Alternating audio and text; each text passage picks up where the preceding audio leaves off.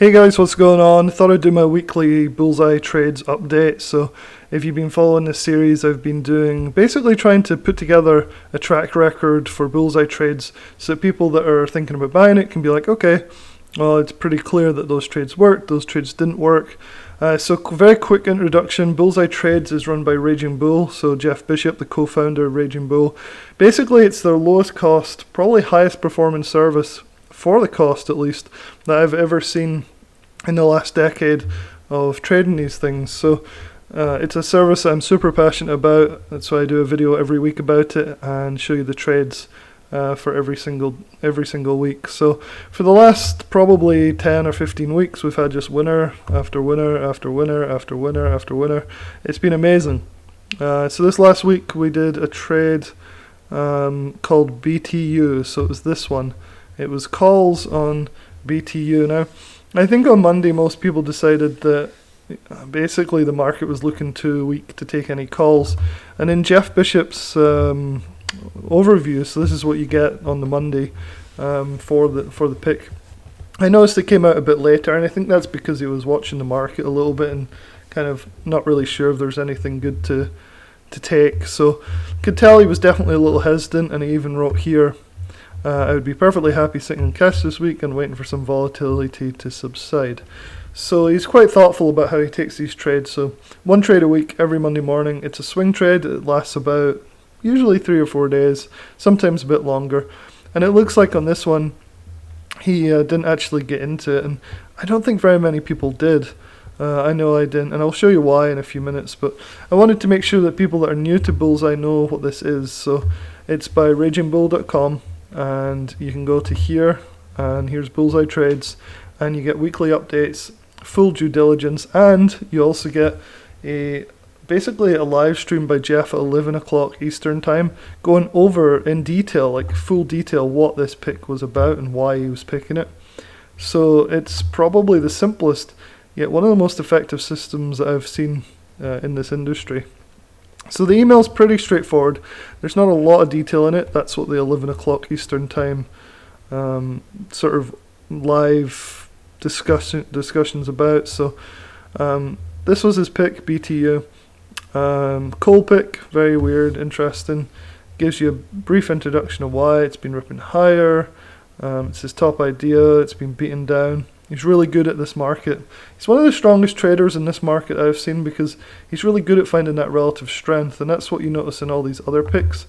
If you go back through on this article, and I'll leave a link in the description to this article, it's all relative strength. It's all stuff where he basically found them that, you know, the stocks are overperforming the market or outperforming it. So even though this trade didn't work out that well, many people didn't even get in it because the criteria that he set for buying the calls was pretty strict, and it actually probably saved a lot of people from taking a loss on this. Very well managed trade, and you'll see why in a few minutes. So there are no weekly contracts. He's going out over a month. So here were the trade details, and I love how he does this. He does all this blurb, and then at the bottom there'll be the actual contract details and his stop loss, his targets here and here. So looking at the comments, you can see that Jeff never actually got in on this, and most people didn't either. So he said I had a $1 as my price target entry, and it didn't fill on Monday. Then on Tuesday it went under the 23 stop, so it didn't end up getting to this trade. And that's the story I've heard with most of my friends that have been or are members of Bullseye Trading that have been trading these things. Is that's what happened to them, and it's exactly what happened to me. I saw the market on Monday morning and decided I'd definitely hold off for a day or so before I considered entering on this trade. So hopefully you guys that are in Bullseye looked at the trade when the market opened and were like, nah, this doesn't seem so great. So this is 2 days. So this is day 1, this is the Monday, this is the Tuesday. And then on the right I've put the stock, the underlying BTU stock, Monday and Tuesday. So these two match up. The only difference is the purple line here is the options contracts from the Bullseye trade on BTU. And this is just the stock price on the right. So what I've done here to kind of illustrate what happened is I've drawn a red line at $1 on the options contract. So if you remember, that's what Jeff said basically in here. He said like he's looking to try and get around $1 for the trade. So unless the options contracts come down towards $1, then the trade's not really on. So what happened is the contracts opened up around $1.50, even up to $1.80. And now if you'd made the mistake and chased this, then you'd have probably got burned on this trade. But what I've realized with the Bullseye trades over the last few months is you're better to not trade. Usually they'll come back down. That's exactly what happened here.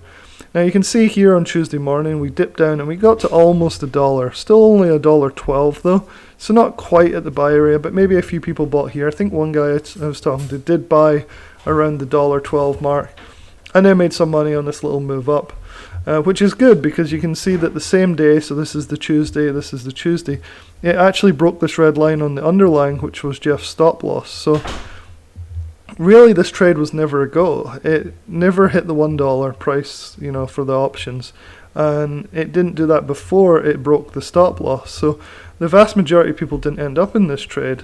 So for me, that's a huge win. If that's the type of losses, like either not being in the losing trade or being in the losing trade and then just losing a little bit as it dips below the 23, that's a fantastic way to conserve your capital. So whilst this trade was a no-go, it was a dud, it really wasn't a losing trade in particular. Maybe you lost 5% or 10%, but like I said, the vast majority of people that follow the rules here didn't even go into this trade. So given the market, given the past performance of Bullseye trades, I think this has been a fantastic week in terms of minimizing the loss. So here I've put in break even-ish or a small loss, but honestly most people didn't even get in the trade. But I want to be as transparent and as honest with this track record as I possibly can. And you can see like each trade I've put a video, so I'll put this video in here as well for future reference. I can go back and analyze all of these as well with videos and show, you know, all this detail. But honestly, like, I feel like it's pretty clear that you could do this yourself, right? Just do the same analysis on these particular contracts that I'm doing on these videos. And you can go and check it out and see that, you know, I'm not making this up. This really has been an amazing service in 2022 with almost all wins, depending on how you play it, and that's a big factor. So you got to follow the rules, right? So anyway, go and check out this article. I think you'll find that this is a service that you really might want to be interested in. It's only currently $97 and $99 or something for an entire year, and you get one trade every single week that looks like this. Plus you also get some videos. So if you look in here, you get a live broadcast at 11 each time to talk about things, and then you get all the stock options explained stuff, which is pretty interesting. This course alone is probably worth more than the alerts in terms of value.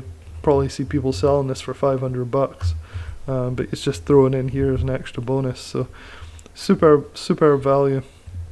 Yeah. So anyway, that's the Bullseye summary for the week. Bit of a dud, but who cares if you're banging out 100% winners or 50% or 300% winners, and then you get one that you don't even manage to get in. That's fine with me.